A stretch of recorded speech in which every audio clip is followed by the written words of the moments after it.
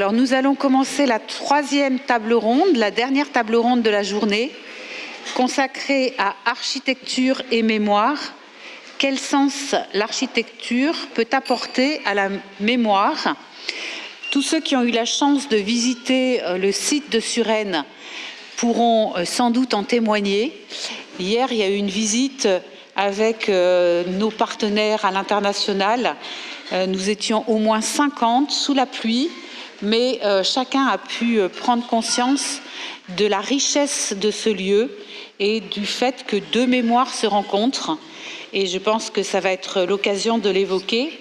Pour animer cette table ronde, Olga Medvedkova, directrice de recherche au CNRS Histoire de l'architecture, a accepté d'animer les débats.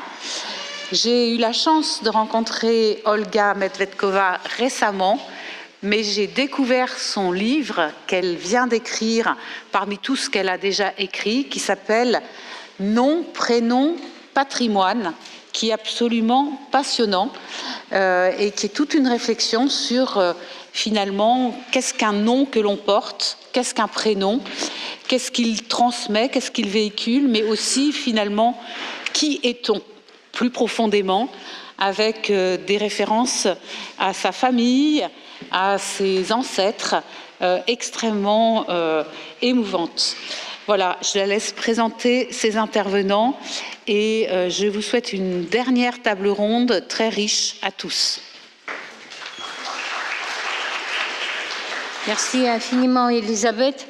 Je dois dire que je suis tout simplement heureuse d'être là, alors que je n'ai aucun droit d'être là. Je suis là presque par hasard.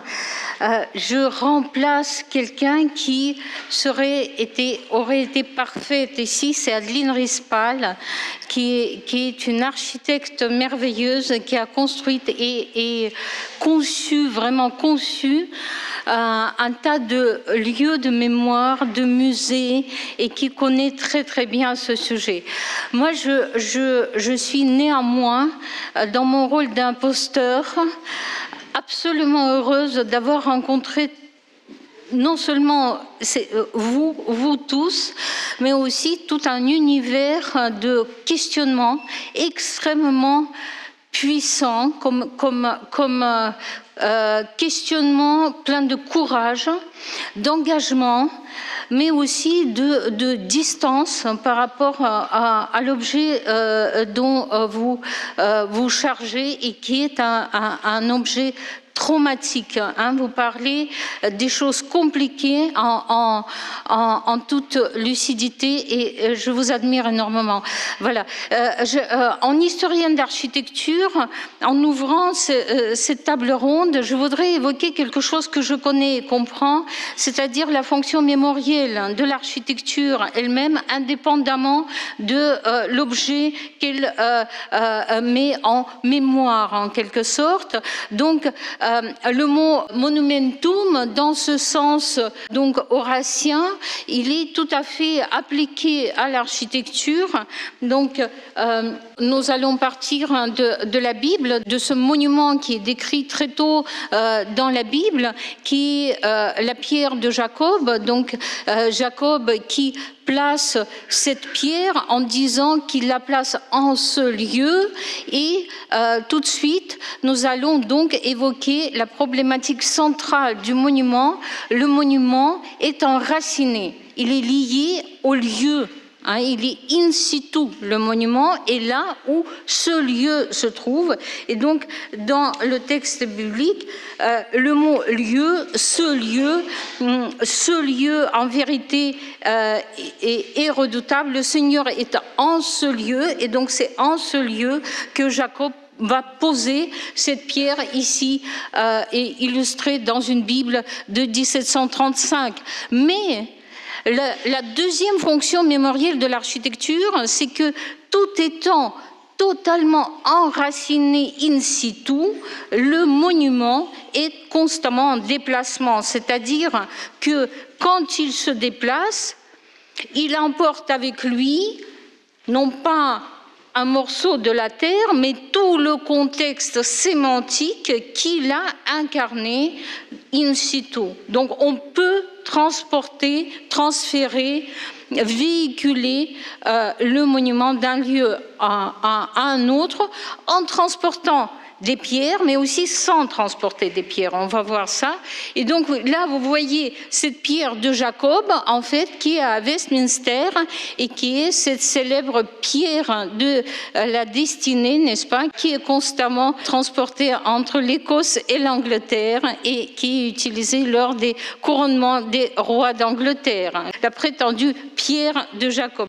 Et voici la même pierre qui, de temps en temps, apparaît aussi comme pierre de Jacob, que le prophète dépose à la Mecque, n'est-ce pas, cette pierre noire, toujours donc ce déplacement. L'autre livre que nous devons évoquer tout de suite, c'est la Bible, aussi en quelque sorte, la Bible des architectes, c'est-à-dire le premier traité d'architecture du 1er siècle, écrit par Vitruve, architecte d'Auguste, et qui est considéré comme la Bible de tous les architectes, lue par tous les architectes, au moins jusqu'au milieu du XXe siècle. Et donc là, dans le premier chapitre, Vitruve dit que l'architecte doit être historien, que l'une des fonctions d'architecte est d'être historien, parce qu'autrement, il ne va pas comprendre d'où viennent certaines formes. Et il décrit la forme des cariatides, parce que ces cariatides, ce sont des esclaves, en fait, et toute maison, tout monument qui emploie cette forme est un monument de victoire, parce qu'il présente les esclaves. Et le mot monumentum, néanmoins, apparaît dans un autre fragment du texte vitruvien, là où l'architecte Callimaque, que vous voyez sur cette image du XVIIe siècle, passe devant une tombe d'une jeune fille et il voit la corbeille apportée par la nourrice de la jeune fille morte prématurément. Donc on va retenir tous ces éléments, morte prématurément, une jeune fille innocente. Donc la nourrice apporte la corbeille à sa tombe, elle pose cette corbeille sur sa tombe et des feuilles d'acanthe vont donc pousser autour de cette corbeille et l'architecte Callimaque dessine cet élément, il s'émerveille, il dessine cet élément et ça va devenir le chapiteau corinthien. Donc le chapiteau corinthien porte en lui le monumentum, la mémoire de la tombe de la jeune fille innocente. Donc à chaque fois que l'architecte qui a lu Vitruve, ils ont tous lu Vitruve, va utiliser la forme du chapiteau corinthien, il va penser à la tombe de la jeune fille innocente. L'architecture est un instrument mémoriel par excellence. Donc le premier monument où l'architecte grec va utiliser le chapiteau corinthien, ce monument de l'Isikra à Athènes, il va parler de l'immortalité. C'est Dionysos qui va venir sur la frise et ces satyres vont transformer les marins morts dans des accidents, il va les transformer en dauphins, le dauphin étant le symbole de l'âme immortelle. Donc le chapiteau corinthien participe à ce discours de l'immortalité qui se manifeste de manière la plus sublime, évidemment, dans les temples des dieux qui sont immortels. Nous avons ici la façade conçue par Palladio à Venise, San Francesco della Vigna. Il utilise ces chapiteaux corinthiens sur la façade. Pourquoi le chapiteau corinthien? Pourquoi ça parle d'une tombe? Parce que, en fait, cette église est construite à l'endroit prétendument cet endroit-ci, très important, où l'ange est apparu à Saint Marc en disant « Cher Saint Marc, mon évangéliste, ton corps sera enterré ici. » Légende qui a permis aux Vénitiens de voler la relique de Saint Marc. Donc, ce monument, ce bâtiment et évidemment l'église de ce monastère franciscain, il est dédié à San Francesco, mais c'est aussi le monument de ce lieu. Et d'où cet ordre corinthien, évidemment, parce que ça évoque la tombe, la future tombe de San Marc. La tombe la plus célèbre, le martyrium par excellence, c'est bien sûr à Jérusalem qu'elle se trouve. Et ici, c'est la pierre de l'onction, n'est-ce pas, qui étant en ce lieu, marquant ce lieu précisément, se déplace, on va voir néanmoins, assez facilement.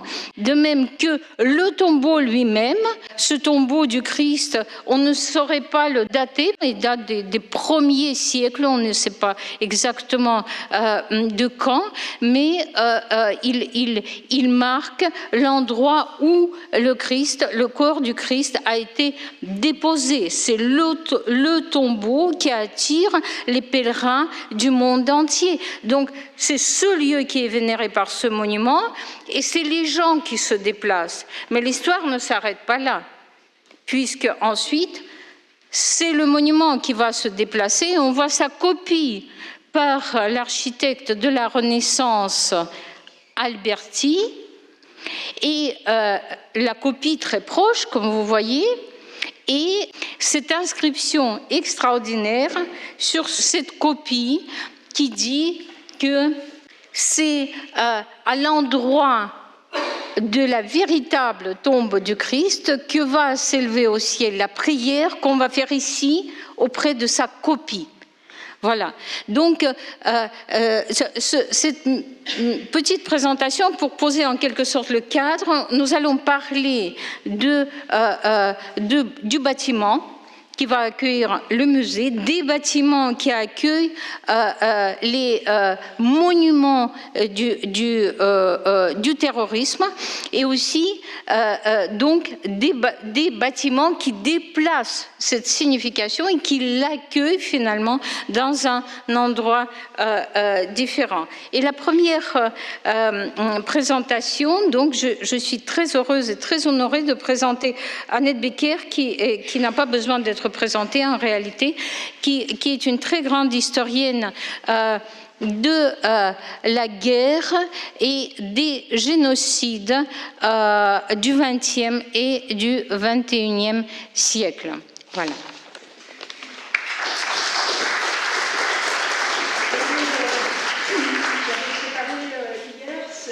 Avant-hier, ce PowerPoint avec ce titre, il n'y a pas de document dans l'histoire qui ne soit en même temps témoignage de barbarie. Et c'est évidemment la 7e thèse sur le concept d'histoire de Walter Benjamin. Je l'avais préparé pour présenter ce dont je vais parler, d'architecture, mais on m'a dit aussi que je pouvais parler d'artistes dans les musées, dans la mesure où je connais beaucoup mieux les artistes que je ne connais les architectes. Et puis, hier soir, je faisais un exposé sur un certain nombre de rafles de juifs sur lesquels je viens d'écrire un livre, et en particulier sur la rafle du 14 mai 1941. Nous étions le 14 mai hier, et le mémorial de la Shoah a été tagué, acte terroriste par excellence.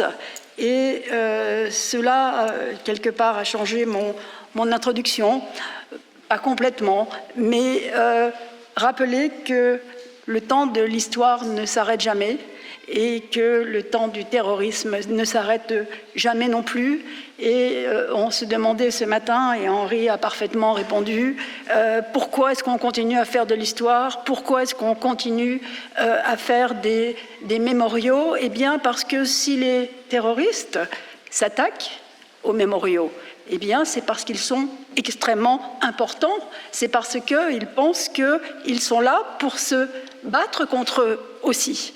Et donc, finalement, les taggers stupides et pervers qui ont mis des mains rouges pleines de sang sur le mémorial de la Shoah, c'est pas la peine d'expliquer pourquoi, eh bien, d'une certaine façon, ils ont rendu service aujourd'hui à notre réflexion et à notre devoir d'histoire.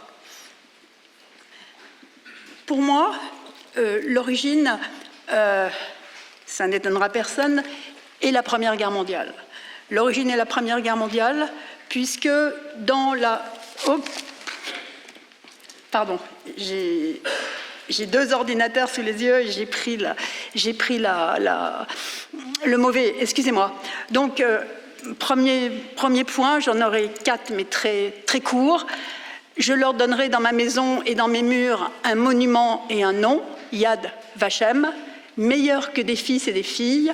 Je leur donnerai un nom pour toujours, il ne sera jamais retranché. Il s'agit de la Bible, comme chez toi tout à l'heure, Isaïe 56, 5, un moment où les Israélites ou les Hébreux se trouvent vaincus et ils ont tous leurs enfants qui ont été assassinés, tous les enfants innocents, et par définition.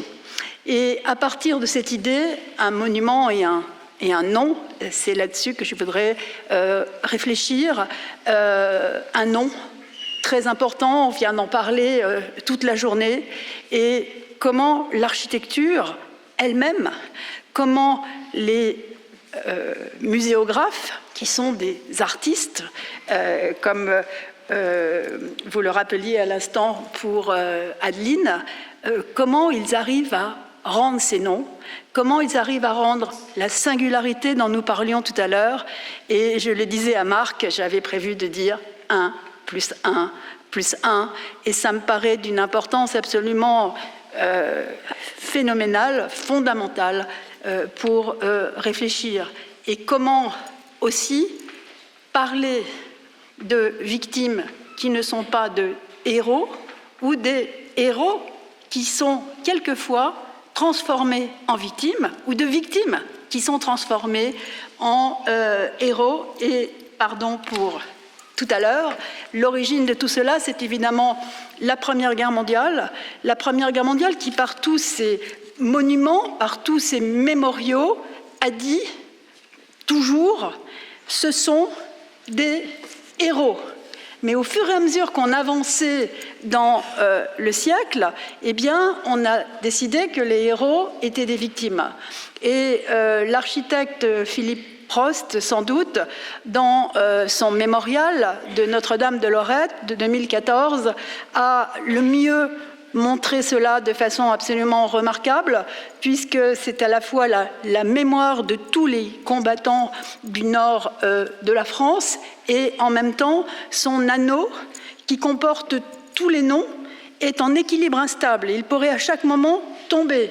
Et aujourd'hui, où nous vivons des temps très difficiles, où d'aucuns parlent de Troisième Guerre mondiale, eh bien l'anneau de la mémoire de la Première Guerre mondiale de Philippe Pro en est un exemple absolument remarquable. Et la deuxième rupture qu'il a apportée, il a apporté une rupture anthropologique. Là, ce n'est pas son choix, c'est le choix de ses commanditaires qui lui ont dit « on a assez parlé des Allemands, des Anglais, des Français, des Australiens. Cette fois, on va mettre par ordre alphabétique tous ceux qui sont morts dans ces batailles de la Première Guerre mondiale. » Et le premier à tête est un Népalais qui était dans les troupes britanniques, et le dernier, que je n'essaierai pas de prononcer, est un Russe.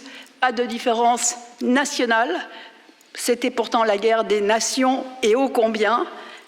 On transforme l'histoire pour avoir une mémoire qui est plus en accord avec ce que l'on pense aujourd'hui. La guerre est une chose absolument terrible. Pour les monuments de la Deuxième Guerre mondiale, dans la suite de cela, dans un premier temps, évidemment, je parle évidemment des morts juifs ici et du génocide. La première idée a été de faire des monuments héroïques. Et le plus célèbre, bien sûr, est le monument mémorial du ghetto de Varsovie, où l'on voit la compassion en même temps avec cet agenouillement si célèbre de Willy Brandt en 1970. Ce choix de l'héroïsme a été un choix réfléchi sur le moment. Les Juifs ne sont pas allés à la mort à l'abattoir, ce qu'on disait de façon courante, et l'artiste Nathan Rapoport l'a complètement théorisé. Aurais-je pu faire un roc avec un trou à l'intérieur et dire « voilà l'héroïsme du peuple juif ». Il n'était pas question, alors que ça aurait pu être le cas, en réponse par exemple à l'art dégénéré, dire « vous avez dit que nous étions des dégénérés, on va vous montrer l'art abstrait que nous savons faire ». Pas du tout. Il fallait montrer des héros à l'ancienne.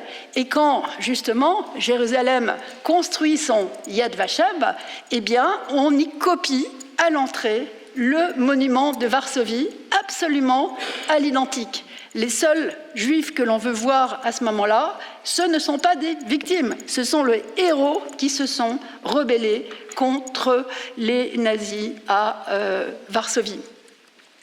Le musée de Yad Vashem, aujourd'hui, dont l'architecte est Moshe Safdie, a choisi, alors qu'il est au même endroit, et on a quelque chose qui est très important dans les lieux de mémoire groupés, comme Berlin, comme Jérusalem, comme le Mall à Washington, on a des mémoriaux pour toutes sortes d'origines historiques différentes. Et à Yad Vashem, c'est le cas. Donc, juste après avoir vu cet énorme mémorial à l'ancienne, voilà que l'on rentre dans le musée contemporain de Yad Vashem. Et il a été construit à travers une colline, lui aussi en déséquilibre.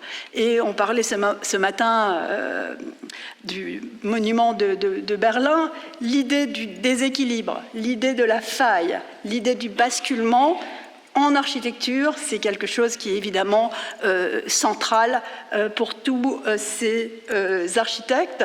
Et une deuxième idée sur laquelle je reviendrai aussi, c'est qu'on va du sombre à la lumière. Le sombre, c'est le temps de la guerre, c'est le temps du génocide, c'est le temps du terrorisme, mais il y a l'espoir dont on parlait aussi tout à l'heure, et cet espoir est représenté par la lumière.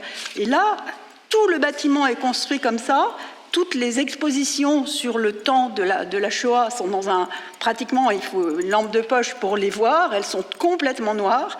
Et puis on rentre dans ce couloir central, extrêmement lumineux, et qui mène dehors, sur le paysage, plein de lumière de Jérusalem.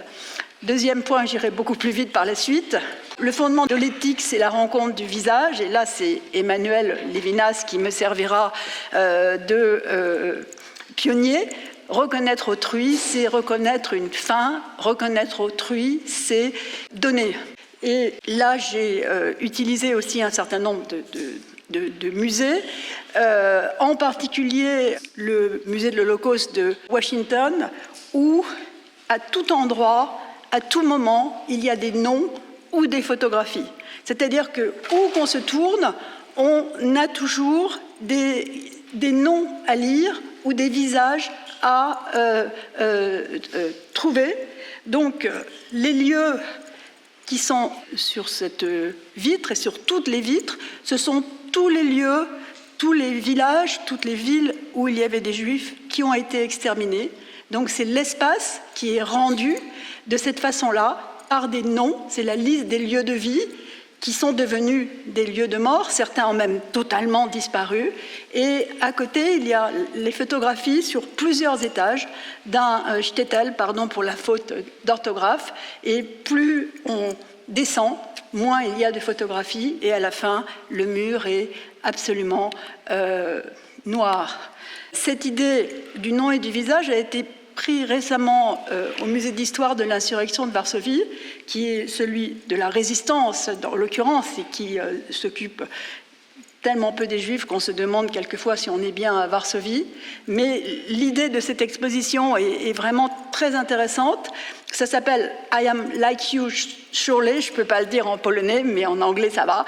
Et donc, tous ceux qui viennent sont invités à se présenter devant une espèce de caméra et leur visage devient celui d'un résistant.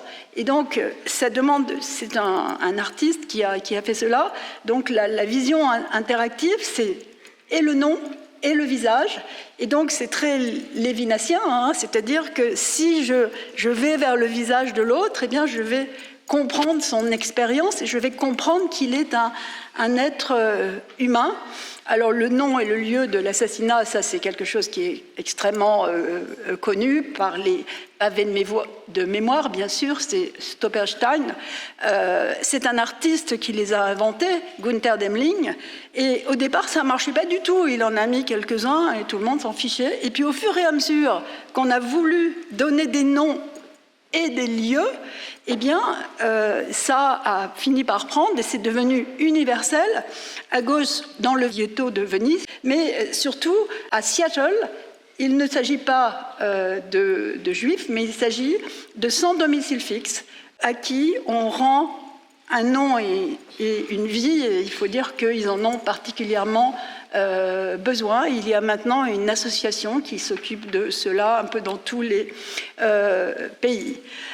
Ce qui reste aux architectes, et évidemment Daniel Libeskind a été sans doute un des plus brillants en la matière, c'est comment représenter le vide, comment représenter la disparition. Vous savez sans doute que le mémorial juif de Berlin avait son inauguration prévue le 11 septembre 2001.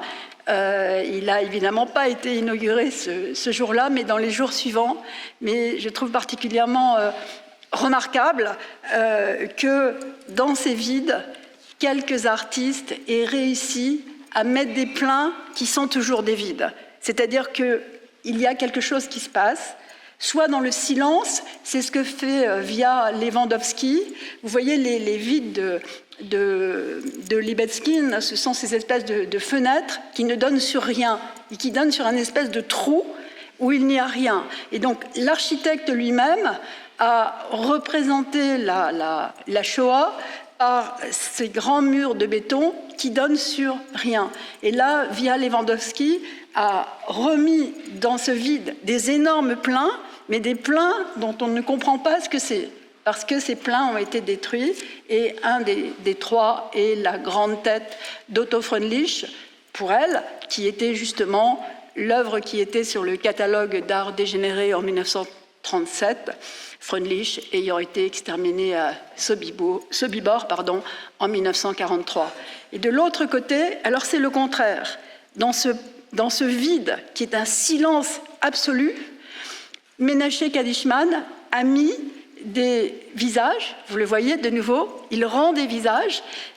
Là, ils n'ont pas de nom, c'est n'importe quel visage, et ça fait un bruit terrible. Et on a le droit de marcher dessus, on a même le devoir de marcher dessus, et au fur et à mesure qu'on marche dessus, ce sont des cliquetis de métal, bien sûr, mais c'est aussi les cris de tous ceux qui ont disparu, et le fait qu'ils, dans ce vide, dans ce silence, ils disent quelque chose.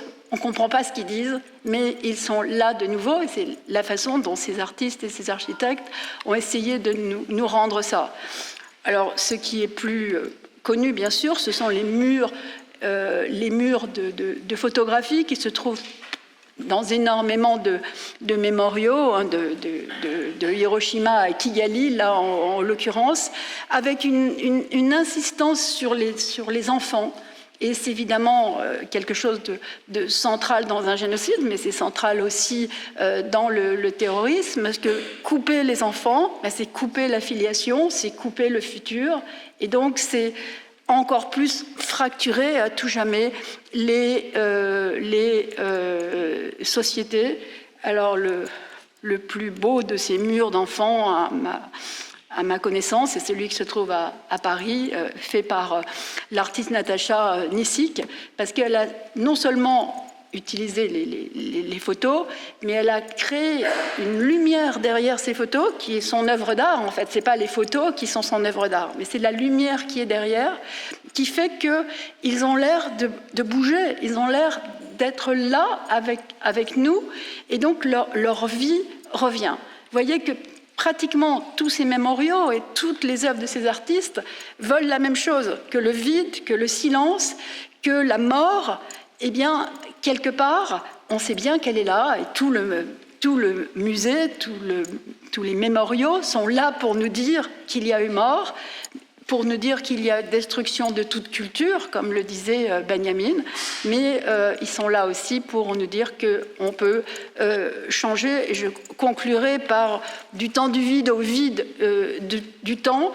Vous l'avez vu déjà tout à l'heure, je vais plus l'expliciter à travers quelques œuvres très importantes. De nouveau à Washington, avec ces grands panneaux qui sont posés partout. Vous voyez, ce musée n'est pas une réponse, c'est une question, c'est cité par Elie Wiesel. Et de l'autre côté, quelle est votre question ? Et partout, il y a des panneaux comme ça. Et donc, au fur et à mesure qu'on rentre dans le musée, alors vous voyez que l'architecte a joué sur l'esprit camp de concentration, si l'on peut dire, avec ce métal et ces lampadaires, évidemment. Mais ce qui me semble le plus intéressant dans ce musée, c'est les très importantes œuvres d'art qui s'y trouvent. Et par exemple, cette sculpture de Richard Serra, Gravity. Richard Serra vient de mourir et ça avait été très important dans sa vie, cette sculpture. C'est lui qui avait exigé de mettre sa sculpture au milieu d'un escalier. On ne peut plus passer dans cet escalier pratiquement, on rentre dans la sculpture. Et donc l'idée que ce qui s'est passé, c'est quelque chose qui coupe à tout jamais la vie de chacun des êtres, mais aussi toute notre civilisation. On est passé de l'autre côté. Le 9/11, bien sûr, joue énormément là-dessus, avec l'infini du basculement gigantesque qu'on a déjà vu tout à l'heure. Et à chaque endroit dans le mémorial, pas seulement au lieu de la mémoire, il y a partout des photographies des victimes sous toutes sortes de formes. Ici, par exemple, il s'agit des avis qui ont été mis par les familles juste après parce qu'ils espéraient évidemment retrouver les leurs. Avec l'idée, comme vous l'avez dit tout à l'heure, Monsieur Roche, que, il y a quelque chose dans le ciel qui fait qu'on peut peut-être espérer, et c'est Anton Kösters je crois, qui est l'artiste qui l'a fait le mieux. Il a fait cette œuvre qui s'appelle 1078 Ciel bleu, et il a fait ça avec une très grande précision.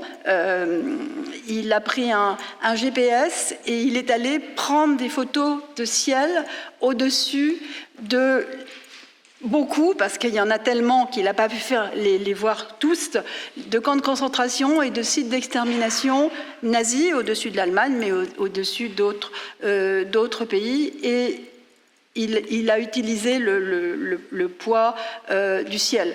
Le poids du ciel, malheureusement, ça peut être aussi une transparence qui ne laisse pas beaucoup de place aux victimes. C'est par exemple le cas du mémorial à Berlin du programme T4. Et déjà, il faut le trouver, mais heureusement, il y a la Philharmonie, donc les gens qui vont écouter des concerts peuvent peut-être le trouver. Mais c'est aussi un mur sur lequel il y a des choses gravées qui sont absolument illisibles.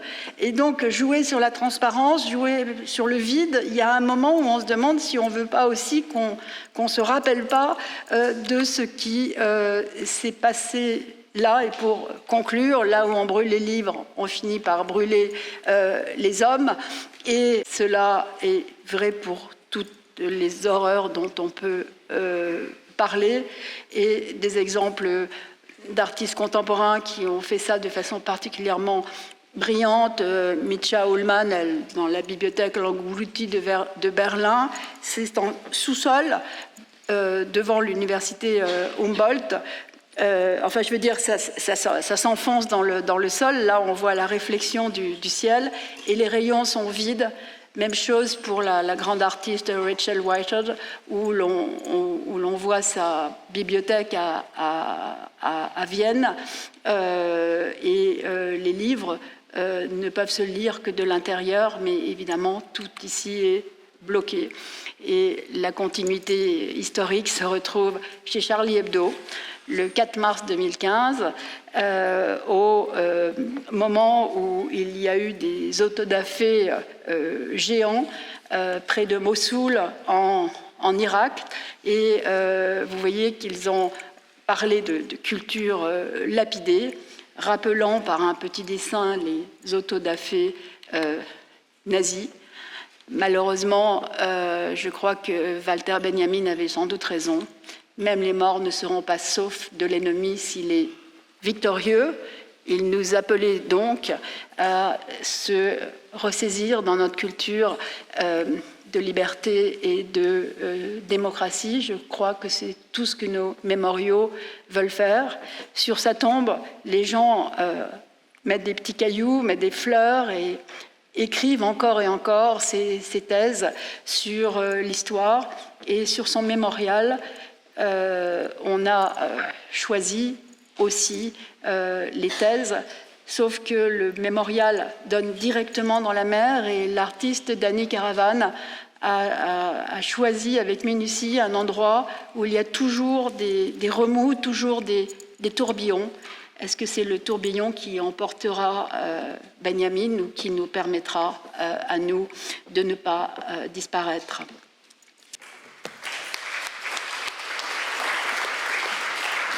Merci infiniment, chère Annette, pour cette brillante traversée de l'horreur, mais aussi du génie humain, de l'imagination, de la précision artistique qui font de ces monuments, comme vous avez dit, des conservatoires de la vie dans la mort.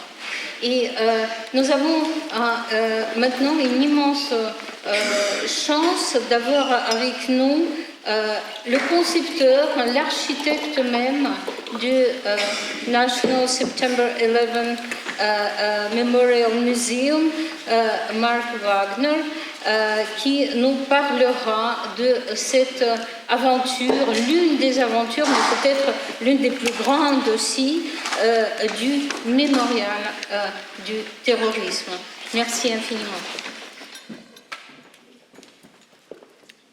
I'm going to talk about, obviously, architecture and memory and how those two things support each other and how they're intuitive to us as we live our lives.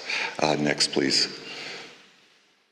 So I'm a born and raised New Yorker, and I think for the 25 years of my career in architecture, I've been focusing predominantly on public space. So that's what interests me. I like the idea that the public intersects with architecture. I like the idea that the public gives to architecture just as much as architecture can give to the public. And really, buildings have a purpose, and a purpose greater than the building itself, but has a purpose and a place in a city. So when I was 14, I took my first trip to Paris. And that was around the time that I started to understand the influence of space, that space could have on our state of mind, on our well-being, on our joy, on how we interact with each other and with the place that we're in. So I saw so many cathedrals on that trip, but the Basilica here in Paris was one that stuck in my mind and my memory for years and years to this day. I remember that was where I first said, I feel small. Right? Stepping inside a cathedral, you automatically feel small, you're quiet, but you also feel important. Right? So it's easy for these things to change your state of mind. And then I got to the Pompidou Center, and it blew my mind, right? It was so fun and exciting. Looking at that building really made me want to explore. I wanted to know what was inside that building. And this is just from the configuration of the architecture, the colors, the pipes, the exterior, the escalators and staircase, everything that was going on in it. But it wasn't just the building itself that I felt that excitement in. It was the plaza.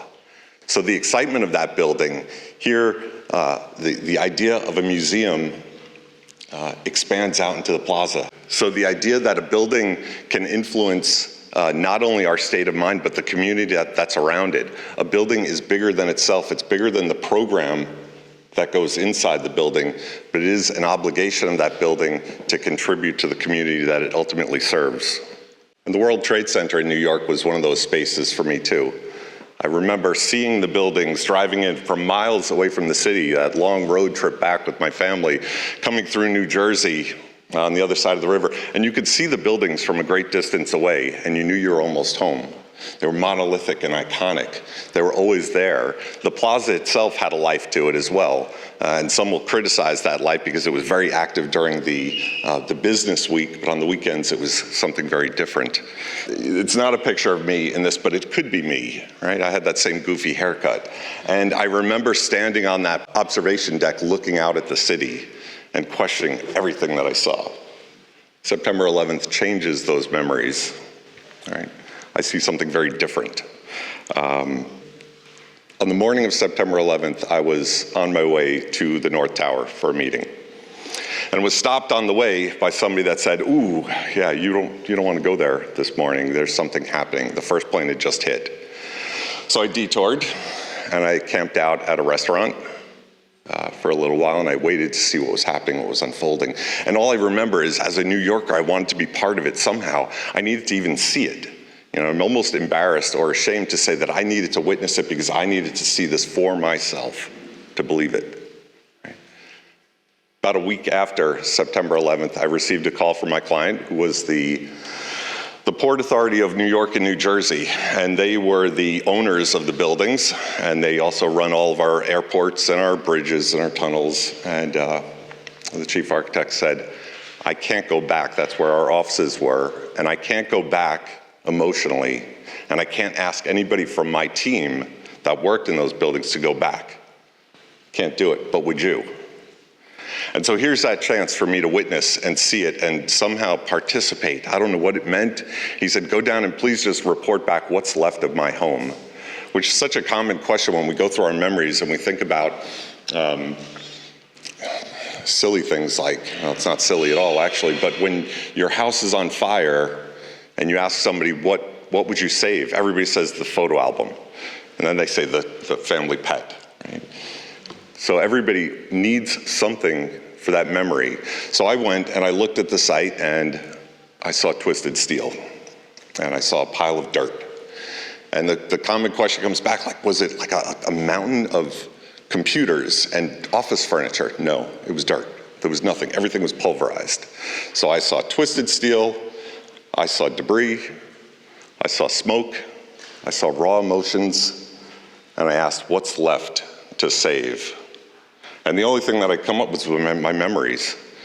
This was the thing that I was holding on to, what was there? And so I'm trying to think what was there. And that night I wrote a memo back to Bob Davidson, and I said, I don't know. I tried to explain what I saw, but I also said, maybe there's something there. I know that the Koenig sphere, the center of the plaza, the sphere in the center was visible in the debris. It was damaged, badly damaged. It was off its axis. It was split in half. I said, maybe that's something that you would want to save. And I wrote a list of, maybe it was a bullet list of 5 other things. Maybe you want a representation of what the building was. Maybe you want a representation of the art collection like the Koenig sphere that you had. Or maybe you want representation of the destruction, the twisted steel. And he said yes, right, to everything.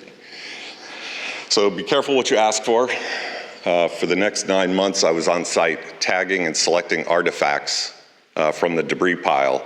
Everything from large pieces of steel to trucks, fire trucks, personal cars, a charred pair of eyeglasses.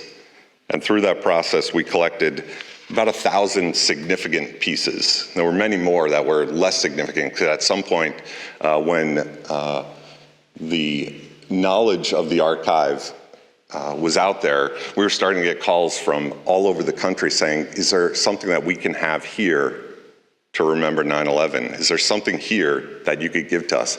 So at that point, it was just like, get a container and load it up with steel, get as much as you can. But out of the 1,000 pieces, many of them made it back to the museum, and others were distributed across the world, really. And so anytime you see a piece of steel, if you go to a firehouse in anywhere, just about anywhere in the United States, they've got a piece of steel from the World Trade Center, and that all came out of this collection. But after the site was cleared and empty, and we could look and see finally the full 16 acres, this hole in the ground, the last artifact was the site itself, and the largest artifact. This was it, right? This is where it all happened. This is the authentic site. And in the remaining remnant structures of that, we could see not only how the building was constructed originally, also how it came down. And there were stories of throughout the recovery. So we could see the scars from 9/11 in the remnant structures, in these in situ structures. But we could also see, and we'd start, maybe this is post-rationalization, maybe this is looking for the silver lining, we could also see resilience and strength in these artifacts, certain things that remained that made us say, we're gonna be okay. Then I was fortunate enough to be, I guess with this understanding of the site, I was fortunate enough to be asked to join the architectural firm of Davis Bertie Bond, who was designing the museum, and they asked me to lead that team. And that was in 2004. And I know, Noah, you mentioned dates a little bit later when the public series conversations started happening. But because of the speed of everything that was happening on site, we need to start conceptualizing what that museum might be long before we know what the museum really could be. Because part of it was everyone was looking to build in that hole. We needed to start rebuilding. We needed to do things. So the museum needed to carve out its space. When I started to conceptualize what the museum could be, I thought about, well, we know that we've got artifacts coming back. We know that the site is an artifact itself, and we know that memory in some way is also an artifact. So those were the only three things that we knew we had to work into the museum. Somewhere those things would need to live and need to be displayed. The museum itself is 70 feet below the street level. It's about 22 meters below street level. That's where the lowest slab was, so that we knew that part of our challenge was going to be delivering visitors from the street down to that lowest level so they could experience the authentic site. And that in itself is a little bit of a challenge. We had criticism saying, well, why don't you just put in an elevator? You get everybody down very quickly, but that's meaningless, right? There's nothing, there's no experience in an elevator. So the three things, and these are three images that I was using actually prior to joining the architectural team, as I was talking to stakeholders and family groups about the archive and the collection that I was starting to put together. The three things that I brought to the design process was void. The size of this 16-acre void in the ground. That wasn't just a construction site, it wasn't just a hole, but the size of that void was a metaphor for the size of our loss. I thought that was important. The second image of a woman looking through the chain link fence, looking into the site. Every day when I went to the site, there were hundreds of people standing around the perimeter. They couldn't actually get in, but they needed to see it themselves. And this goes back to my own need of, I need to see this for myself. So people were coming from all over the world to look through a fence, to stand at quite a distance from it. And in some cases, there wasn't even anything really for them to see, other than they needed to connect with seeing it for themselves and maybe piecing their own memories into it. So it was about witnessing this for yourself. And finally, it was the descent. During the construction cleanup time, there was a ramp that led down from the street level down to the middle of the site. It was steep, it was long, it was the ramp, it was the only real way in and out of the site on foot. And some days you'd walk down and you go down without a hitch. Some days a horn would blow and you'd all stop where you were, get off to the side of the ramp, and that was when they were bringing a victim out in an ambulance. So the ramp itself had a lot of power and a lot of meaning, and I'll tell you, every time I walked down that ramp, it was like somebody punching me in the chest. It was just powerful every time. So how do you capture these three things, these three ideas in a museum? Well, one, I know that the architecture has to take second place to the authenticity of the site. So any architectural intervention wanted to be minimal, wanted to really express the site more than the architecture. It wasn't about the ego of the architect, it was about the meaning of the site. The insertion of what we referred to as the ribbon or the ramp was going to be our prime way to get down. Like I said, an elevator really wouldn't cut it emotionally or experientially, but a ramp could do that. So this ramp was a intentional, gradual descent into the site, similar, going back to that construction ramp that I talked about a little earlier. Walking down this ramp was intentionally gradual. There was a progressive disclosure of spaces. You didn't walk into the museum and from the first view see it all. It slowly reveals itself as you move down the ramp. And ultimately, there's a sensitivity of this too to the experience, meaning that somebody coming into the museum is in one state of mind, very different from the person that's already down experiencing the lowest level. So we wanted some separation between those two states of mind and those two groups of people, I'll call them, and enough time between that entry point and the point that you're really experiencing the museum. We wanted enough time to acclimate and work yourself into it. Finally, in its built stage, we'll just go through a number of photos. This idea here is capturing the void of the space. We're seeing down a full extent. This is 210 feet. The size of each of the towers was 210 feet by 210 feet square. So at this moment, you're able to see straight down 210 feet. The silver volume that you see on the left-hand side of this image is what we refer to or call the tower volume. That is the actual size of the original building itself. All within an interior space, just to give you a sense of scale of these spaces. But the material of it itself was specific to be somewhat ephemeral, the way it's lit. The memory of the building is always present in the museum, but the museum's ultimately not about the buildings, it's about people. But you can't ignore the fact that this is where these buildings stood. So the material itself, in some ways, the way our memories are ephemeral and fading, the building itself almost has this fuzzy quality in the metal itself. So we express the void. We express witness or allow visitors to witness the site from above, from a series of overlooks. Similar to the woman standing at the chain link fence in the photo earlier, that you can stand and look and see what you're getting into before you actually get there. Again, a moment where you can slowly start to adjust your state of mind from the busy street above, making your way down to the lowest level. And that descent, starting at the top of the ramp, working towards the first overlook, and finally down an escalator or a stair, descending down to that final lowest level. And at the lowest level is where you'll experience some of the in situ artifacts as well as the returned artifacts.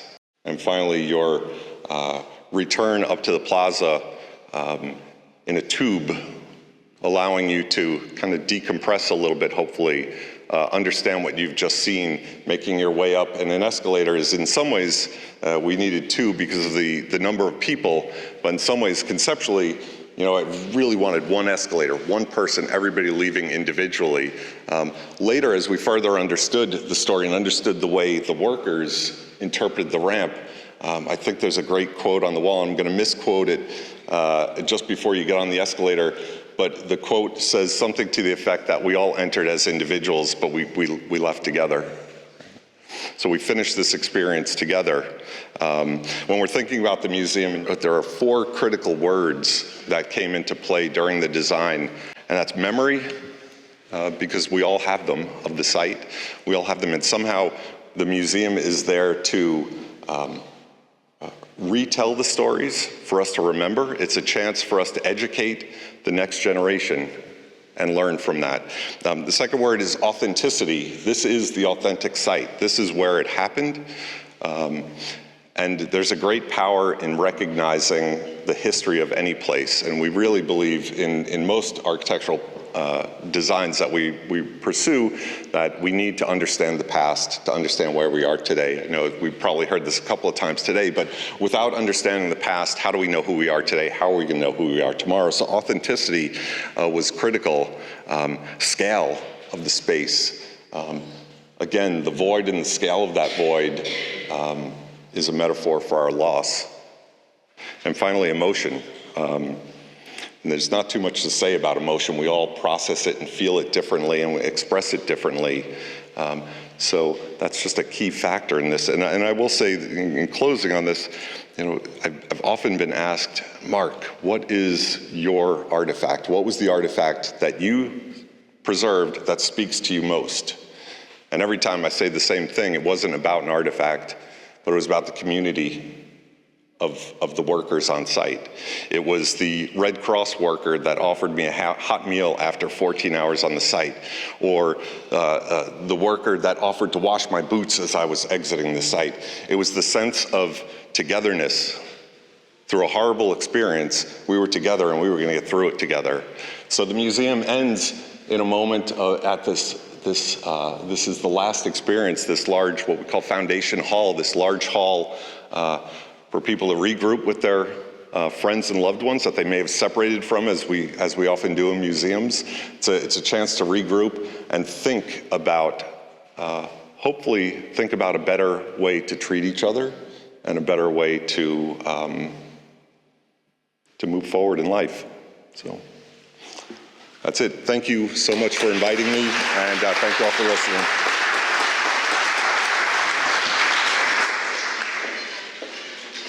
Thank you so much for this sharing and this presentation. Amazing building, amazing creation.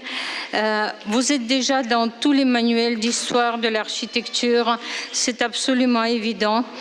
Et maintenant, nous avons une autre grande chance d'avoir une autre grande artiste de notre notoriété internationale, Esther Shalev-Gertz, qui parlera de son expérience de la mémoire à travers l'art. Bonjour. Moi, je suis depuis quelques années en dialogue approché avec les futurs musées.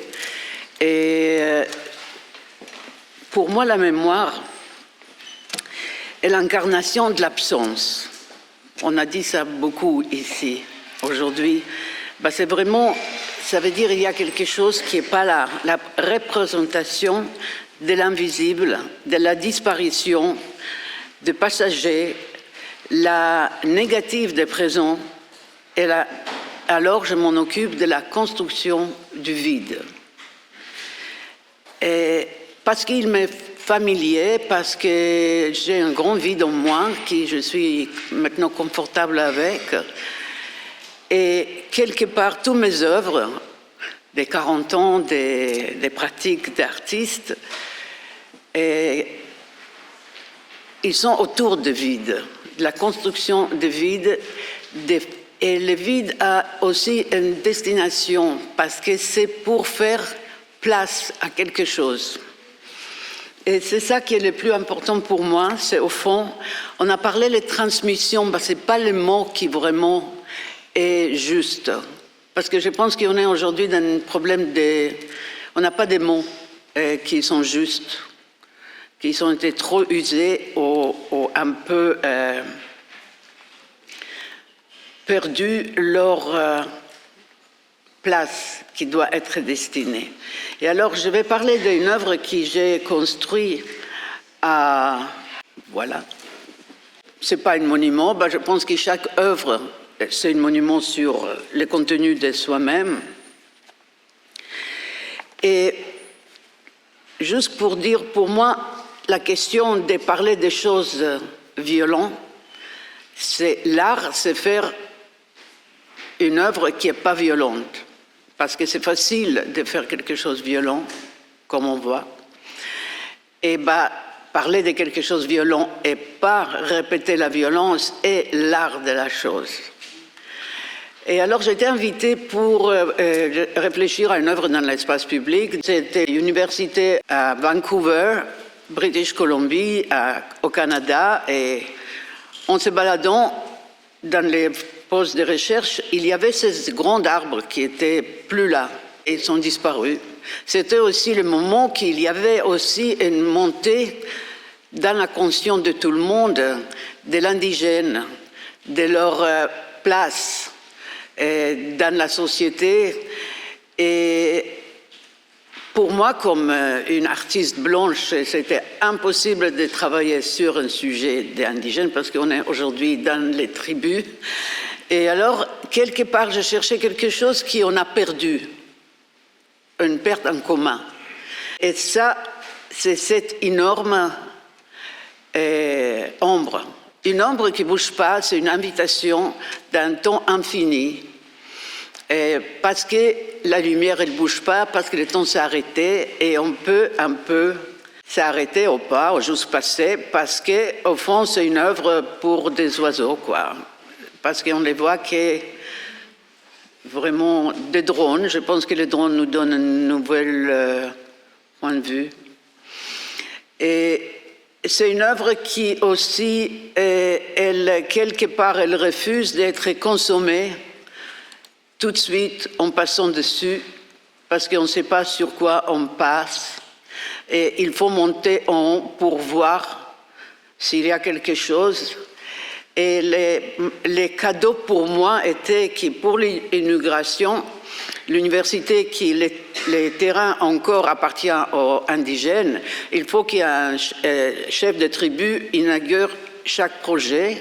Et il y avait cette chief qui arrivait, qui a fait une petite danse. J'avais peur déjà, je ne sais pas qu'est-ce qu'il va dire, ou à quelle langue. Et au fond, il a dit, nous, on est les peuples incarnés. On est nés avec la mémoire. Je me souviens de cet arbre.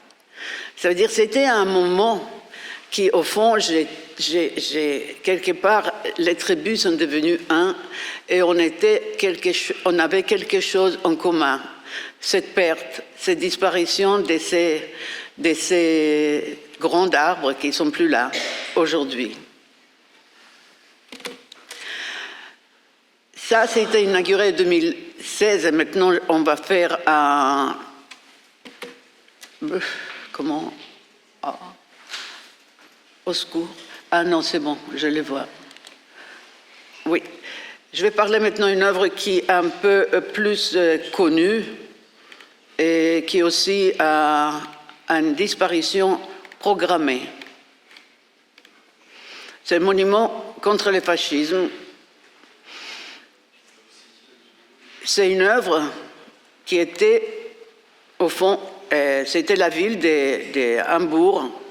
Des fins d'années 70, ils ont vu qu'il y a une nouvelle forme de néonazisme. On n'avait pas les termes encore. Ils voulaient faire un monument contre le fascisme. C'est absurde, on fait toujours le monument pour un bâtiment, pour quelque chose. Du coup, faire quelque chose contre quelque chose était très intéressant pour moi.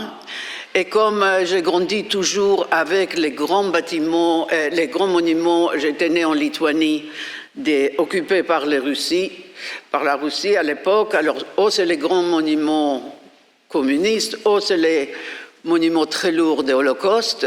Il y avait surtout un monument énorme à Jérusalem de cette taille-là, et qui en haut c'était écrit on se souvient. Et au fond, personne ne se souvenait de ce monument. Je demandais à tout le monde, vous vous souvenez de celui-là? Ils disaient non, on ne se souvenait jamais, il n'y a pas. Il y avait.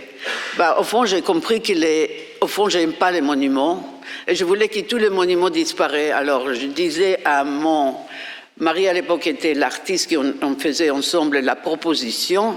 Si on fait un monument contre le fascisme qui disparaît, c'est bon pour moi. Et alors, on a commencé à œuvrer sur cette disparition. Et comme vous voyez dans les textes, on demande aux citoyens de signer leur nom contre le fascisme. Et chaque fois que cet espace de ce monument de 12 mètres, 1 mètre par mètre, couvert de plomb, a couvert des signatures en n'importe quel signe, parce que tout le monde sait que c'est le monument contre le fascisme, alors elle va disparaître dans la terre et peu à peu, la place de monument doit être vide parce que c'est nous-mêmes qui devons lutter contre le fascisme et pas un monument. Et là, les journées d'inauguration étaient horribles. Il y avait plein de gens qui disaient c'est quoi, c'est pas un lion qui saute, il n'y a pas de nom de victime, c'est quel monument, on doit signer, ça va pas. Et il y avait, finalement, il parlait, il voulait parler. Et c'était des discussions énormes chaque fois qu'il fallait descendre les monuments. Il y avait des discussions avec la presse, avec les habitants. Et finalement, on a arrivé à programmer la disparition de notre œuvre.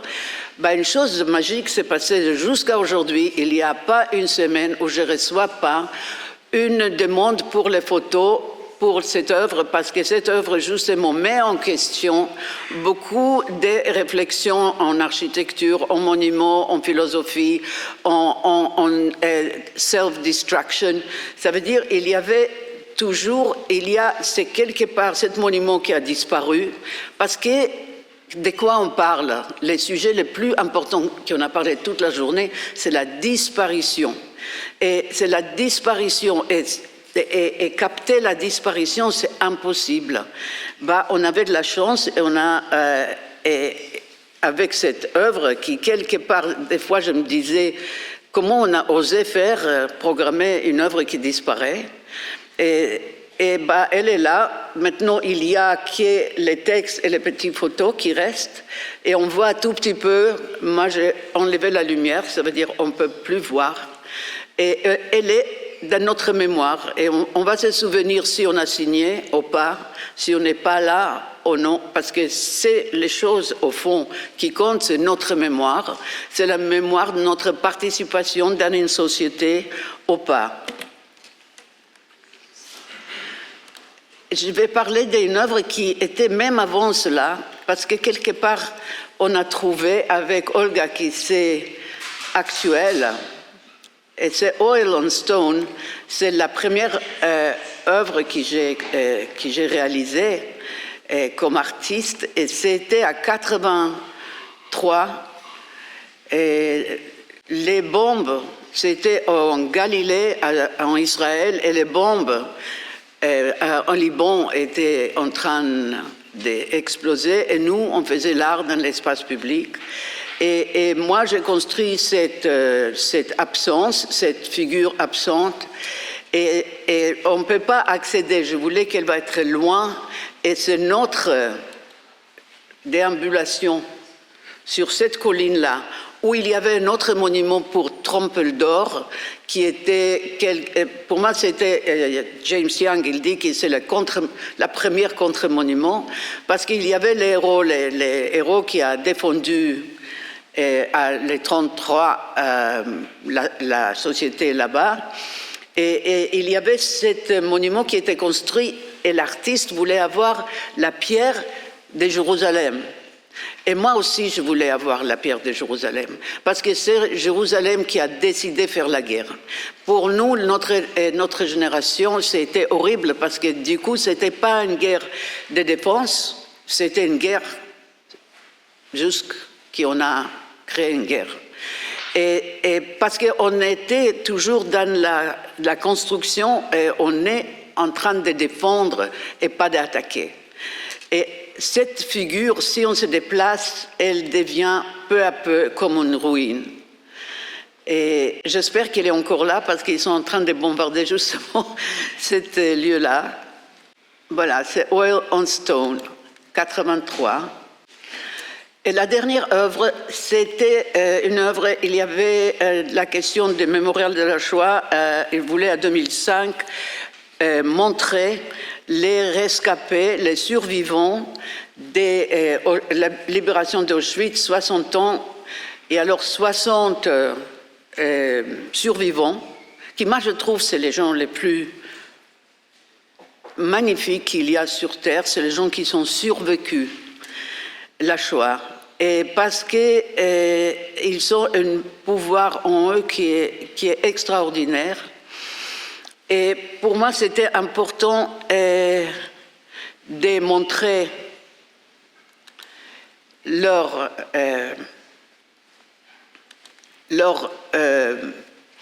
parole. Alors, j'avais 4 équipes de MK2 qui interviewaient. Je me disais 3 questions. Qu'est-ce que vous avez fait avant la guerre, pendant la guerre, après la guerre? Et l'interview est sans interruption et il n'y a pas de montage. Ça veut dire ça peut prendre 2 heures, ça peut prendre 9 heures. Après, je construis ces tables et chaque visiteur pourrait voir la personne qu'il voulait écouter. Il pourrait accélérer, revenir à l'arrière, faire qu'est-ce qu'il veut. C'est son pouvoir. Je voulais que les gens se voient écouter. Je voulais que la verrière reste ouverte. Et j'ai construit aussi, parce qu'ils n'ont pas vécu les mots. Ça veut dire tous les rescapés nous donnent les mots. C'est un service qu'ils nous font. Ben, ils n'ont pas vécu les mots, ils ont vécu d'autres choses qui, je ne pense pas, qui quelque part, on peut pénétrer cela. Et alors, j'ai aussi construit une vidéo qui était montrée dans les halls des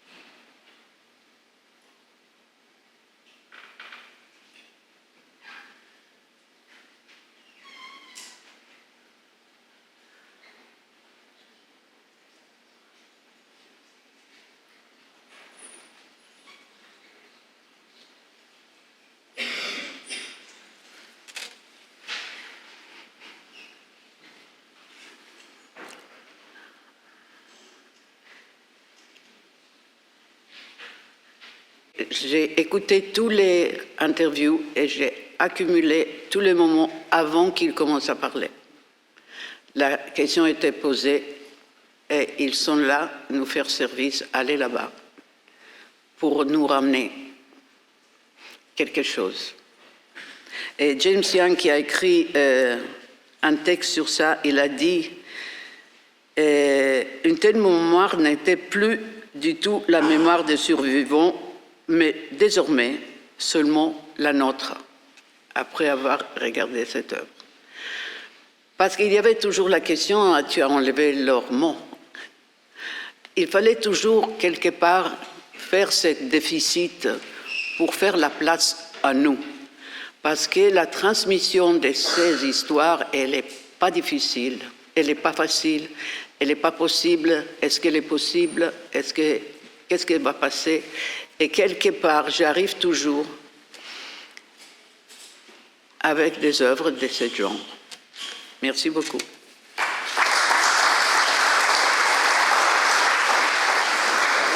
Merci beaucoup, chère Esther, pour cette présentation et particulièrement pour cette dernière œuvre que je trouve absolument bouleversante entre le silence et la parole.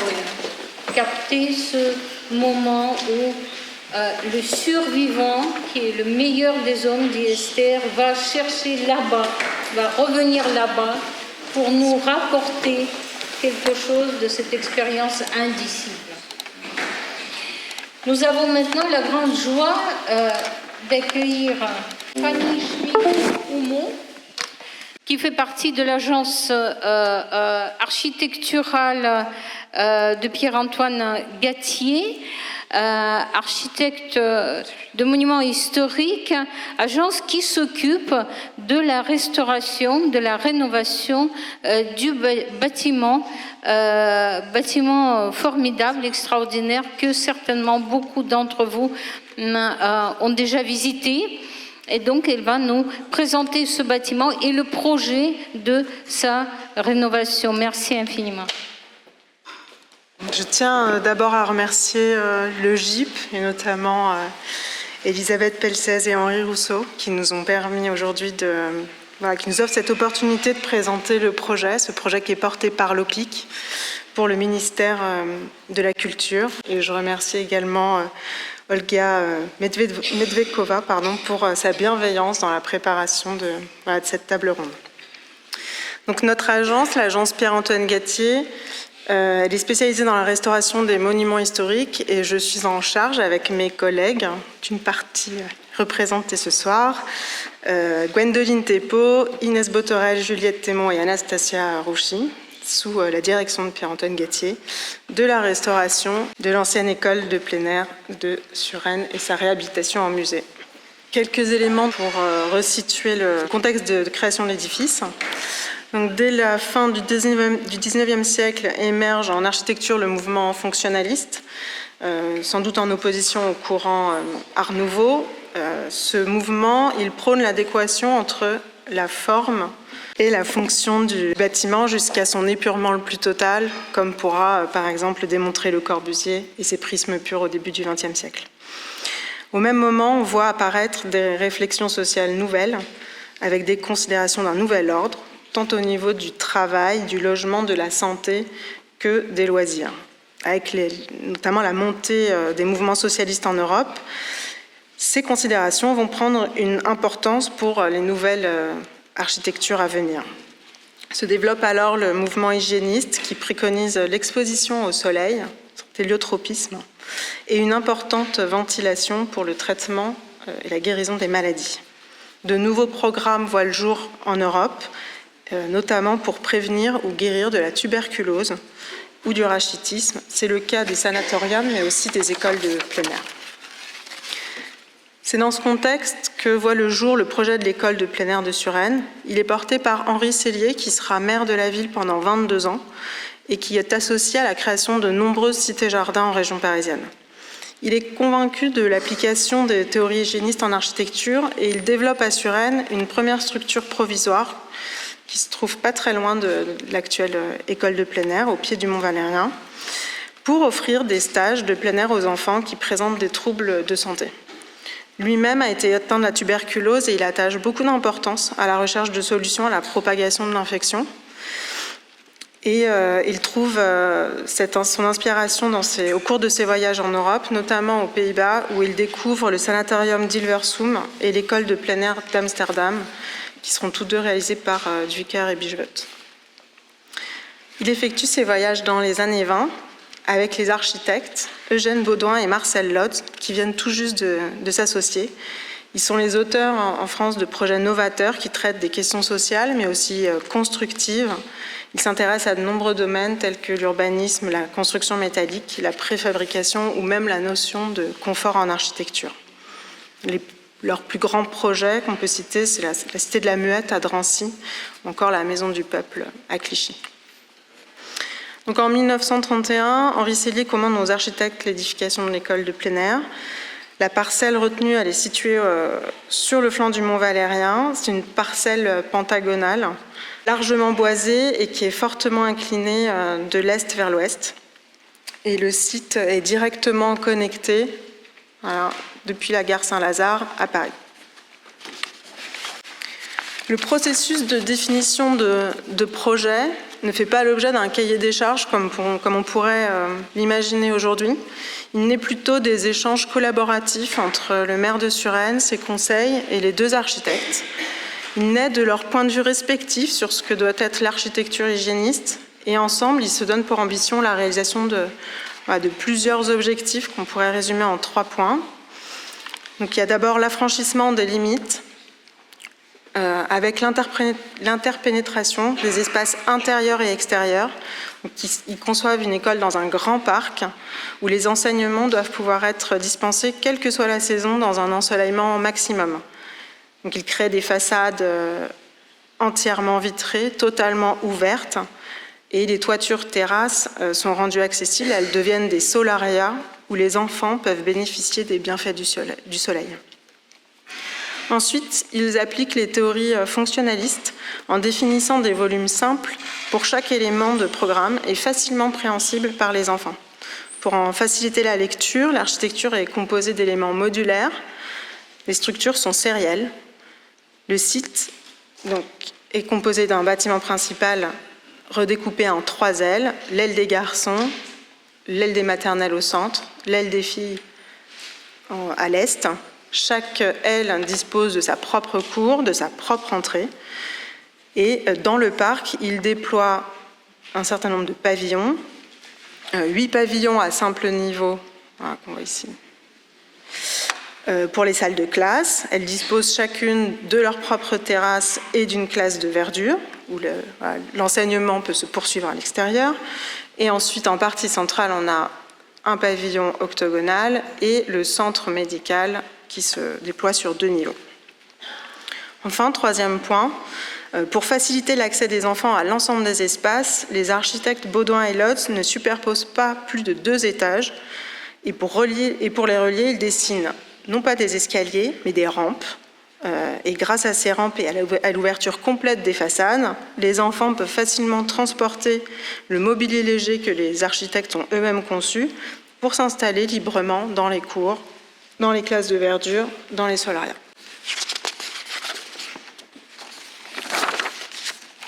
Le caractère novateur de l'école de plein air lui vaut des transformations et des travaux de réflexion assez rapidement. Après l'achèvement de la construction, je propose juste de rappeler ici quelques dates clés. En 1954, l'école de plein air est rachetée par l'État pour y installer le Centre national d'éducation de plein air. L'école profite de cette nouvelle installation pour s'ouvrir à un public d'enfants plus large.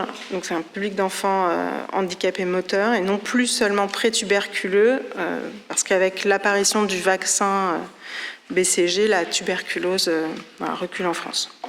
En 1965, l'école de plein air est inscrite au titre des monuments historiques. Il s'agit de la première liste de protection qui identifie les chefs-d'œuvre d'architecture du XXe siècle. Elle est portée par le ministre de la Culture, André Malraux, et il s'agit de l'un des seuls monuments protégés, sans doute, du vivant de ses concepteurs. Dans les années 80, le monument est fragilisé, sans doute par manque d'entretien, et une importante campagne de restauration est conduite par la fille de Marcel Lodz, Martine Lodz.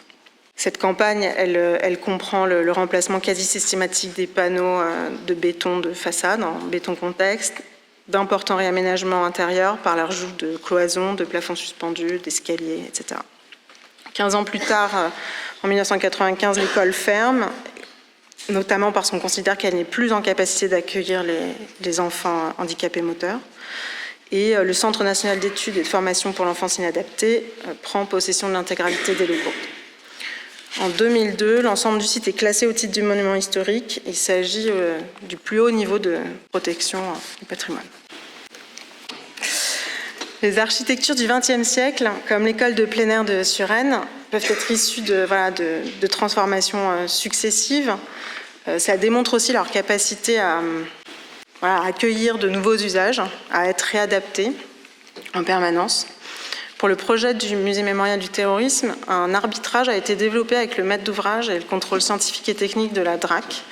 Il a permis d'aboutir à la définition d'un parti de restauration et d'aménagement. Donc on a fait le choix de restaurer l'état initial du bâtiment, l'état de 1935, en plaçant au centre du projet la démarche de création du musée.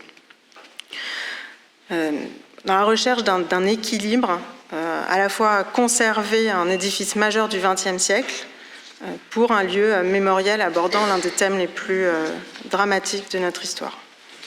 Le riche dialogue que nous entretenons avec le GIP, l'OPIC, le ministère de la Culture, nous essayons de révéler cette architecture manifeste par, en faisant les critiques de densité, on identifie les ajouts récents, donc on essaye de démonter ces adjonctions contemporaines, de remettre en service ce système d'ouverture des baies qui était fondamental pour l'école de plein air, ou encore la remise en valeur du parc.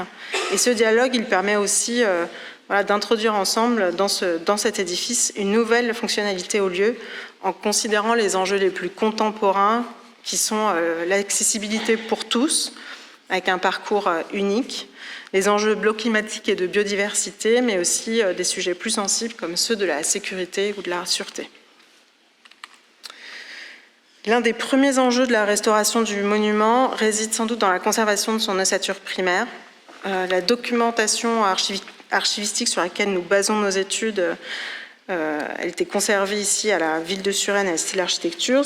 Elle nous a permis de nous renseigner assez précisément sur la nature et la façon d'assemblage des structures métalliques.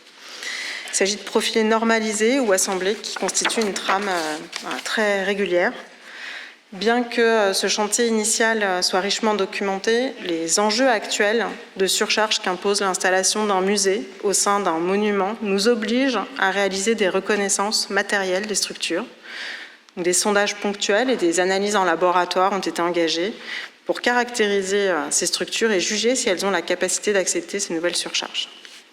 Il est possible que le monument, tout en conservant sa structure, doive s'adapter à sa nouvelle fonction. À ces structures sont accrochés en façade nord des panneaux préfabriqués de béton armé avec incrustation de galets d'Étretat. Ce sont des panneaux assez inédits, on appelle des panneaux contextes, et qui ont fait l'objet d'un brevet par l'ingénieur Eugène Maupin en 1931. Donc on a vu qu'un certain nombre d'entre eux ont été remplacés dans les années 80.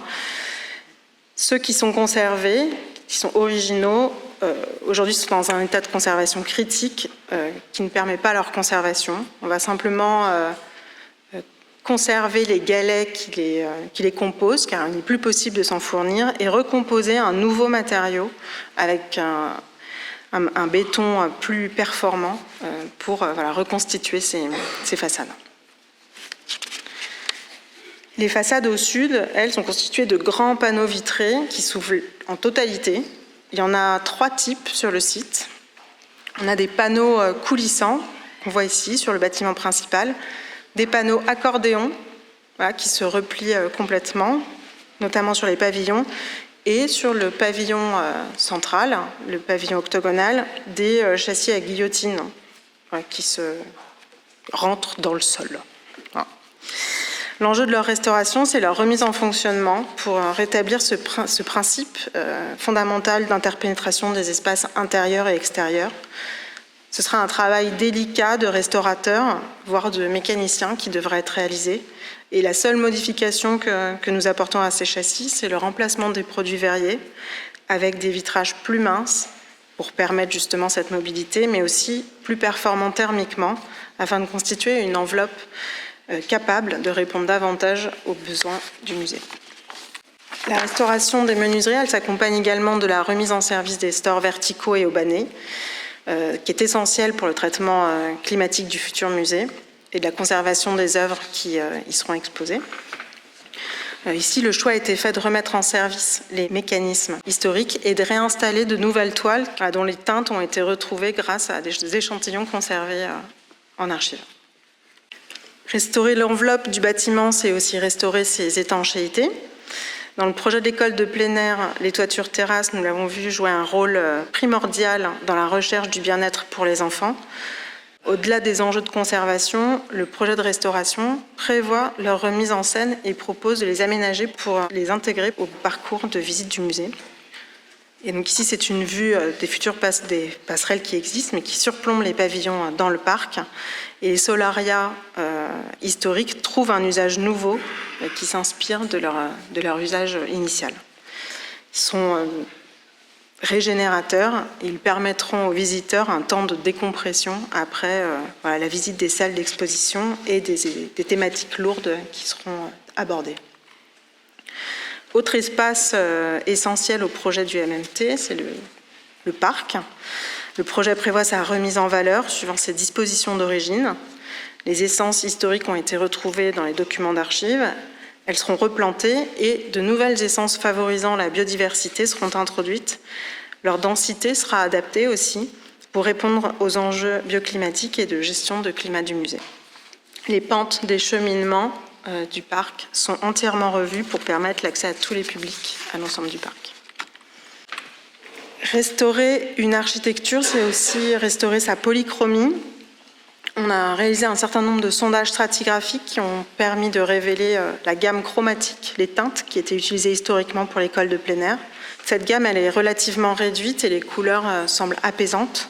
Donc à l'extérieur, ce sont des tonalités de gris et de bleu qui sont utilisées. Et à l'intérieur, la gamme, elle est un peu plus chaude, dans les camailleux pastels de beige, de rosé et de bleu clair, qui soulignent les structures et certains éléments mobiliers. La palette des matérialités aussi, choisie par Baudouin et Lodz, est assez réduite. Elles sont appliquées sur des larges surfaces pour faciliter l'entretien. C'est la qualité pratique inhérente aux fonctions de l'édifice primaire. Et chaque matérialité annonce chaque fonction, le quartzite pour les salles de classe, les carreaux de grès cérame pour les espaces servants, le caoutchouc pour les préaux, etc. Donc nous avons vu les enjeux de conservation du monument qui visent à préserver la matière historique et parfois à l'adapter pour les besoins du projet contemporain. On va également évoquer les enjeux de sa reconversion. En premier lieu, il a fallu insérer au sein des volumes historiques restitués le nouveau programme du musée mémorial qui a été défini par le GIP, l'OPIC et le ministère de la Culture. Donc en dialogue permanent avec eux, nous avons cherché à respecter les grands volumes d'origine, les entrées historiques jusqu'au découpage fonctionnel du bâtiment initial. Donc, au centre, on trouve la séquence d'accueil. À l'est, en violet ici, les espaces d'exposition permanentes. À l'ouest, les espaces d'exposition temporaires et au niveau bas, le programme événementiel. Le pavillon octogonal, qui est directement accessible depuis l'accueil, deviendra le pavillon mémorial. Et l'ancien centre de soins ici se transforme en centre de ressources. Et les 8 pavillons salles de classe qui ponctuent le parc accueillent de nouvelles fonctionnalités dont certaines pourront varier en fonction des programmations ou des événements. Il y aura notamment le pavillon d'actualité dont vous avez parlé ce matin. Ici, l'entrée du musée, elle s'inscrit dans l'ancienne entrée des maternelles. La sécurisation du site a constitué un enjeu majeur dans le nouveau programme et les dispositifs mis en œuvre se veulent respectueux du monument par leur intégration. Le globe, voilà, qu'on voit ici, est remis en scène par la jonction de la passerelle qui est aujourd'hui manquante et le parvis est replanté de haies brise-vue pour protéger les files d'attente des visiteurs. Ici, donc la séquence d'entrée. Voilà, en jaune, le volume de l'accueil. Volume d'accueil qui intègre un café et une librairie-boutique qui sera accessible en fin de parcours. Ici, une vue depuis l'accueil qui est directement connectée au pavillon mémorial. Les polychromies historiques sont restituées. Elles soulignent le rythme régulier des structures métalliques. Le mobilier est volontairement conçu de façon sérielle, avec des volumétries simples, d'éléments assemblés en écho à l'architecture du monument. Le volume d'accueil dessert les espaces d'exposition temporaires qui se déploient dans l'ancienne aile des filles. Et donc vous pouvez voir ici le préau réhabilité dans une perspective mise en scène par les scénographes projectiles qui sont avec nous aujourd'hui, qui ont été désignés pour l'opération par le maître d'ouvrage. Les expositions se poursuivent à l'étage, puis sur la toiture terrasse. Ici, les anciens solariats deviennent espaces de décompression et le visiteur redescend par l'escalier. Au rez-de-chaussée sont aménagés les espaces événementiels avec la création d'un auditorium et d'un foyer dans l'aile ouest, l'aile des garçons, en bleu. Ici, une vue de l'auditorium qui est aménagé dans les anciens ateliers de travaux pratiques. Les baies historiques sont restaurées et rendues ouvrantes à nouveau. Elles s'ouvrent sur le jardin pour prolonger l'expérience du spectateur, jardin qui peut devenir la scène de cet amphithéâtre. L'entièreté du monument est réhabilitée pour servir le propos du futur musée mémorial du terrorisme. Seuls 2 volumes historiques ont été en quelque sorte sacralisés et ils participent au parcours patrimonial qui sera proposé aux futurs visiteurs. Premier espace sacralisé, ce sont les anciennes douches des garçons qui conservent la très grande majorité de leurs aménagements historiques. Donc ils seront simplement conservés, restaurés, présentés au public. Et ici, le second espace sacralisé, c'est l'un des 8 pavillons qui est proposé de restaurer en conservation et d'y replacer le mobilier historique des salles de classe qui est conservé à la ville de Suresnes et au centre Georges Pompidou. Ce pavillon témoin, il manifeste la première occupation du site. C'est une sorte de capsule temporelle qui permet aux visiteurs d'appréhender plus finement l'histoire complexe et longue du monument sans toutefois rentrer en percussion avec le message porté par la nouvelle institution. Mémoire et projet contemporain dialoguent dans un équilibre subtil pour donner naissance à ce lieu mémoriel qui aborde, on l'a vu, un des thèmes délicats de notre histoire. On pourrait croire que école de plein air et le propos du musée sont des entités tout à fait différentes, mais elles partagent, selon nous, des thématiques fortes. La mémoire, on l'a vu, la pédagogie, la remédiation, la transmission. Et c'est ces thématiques que nous souhaitons mettre en exergue dans ce grand projet. Merci. Merci beaucoup, chère Fanny, pour cette présentation du projet de la rénovation du lieu et aussi de nous présenter la philosophie de cette rénovation qui est en parfaite union, en quelque sorte, avec le projet du musée.